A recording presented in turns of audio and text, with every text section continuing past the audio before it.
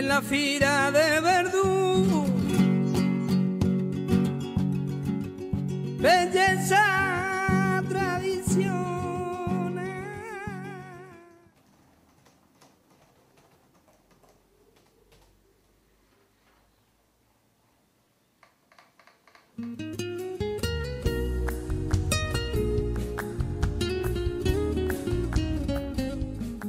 Sobre l'origen dels gitanos s'han dit moltes coses. Exactament d'on provenen?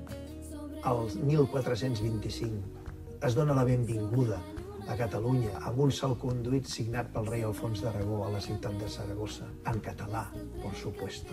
O sigui, la tradició aquesta es manté de fa moltíssims anys, no? La relació, la germanor que hi havia entre paios i gitanos, d'aquí de Lleida, i encara hi ha fills de gent d'aquella època que encara disfruten dels garrotins de la Lleida Carrinclona.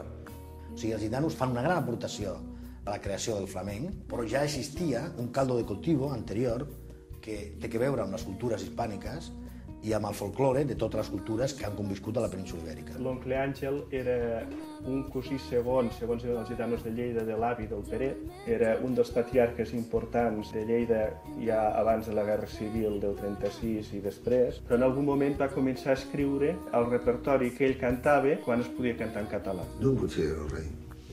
Soc el creador d'aquest gènere de música que es diu rumba catalana.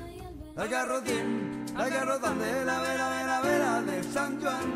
El garrotín de la vera del San Juan. El garrotín de la vera del San Juan.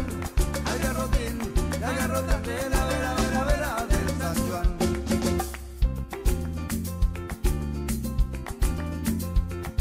Si el Betín fos alcalde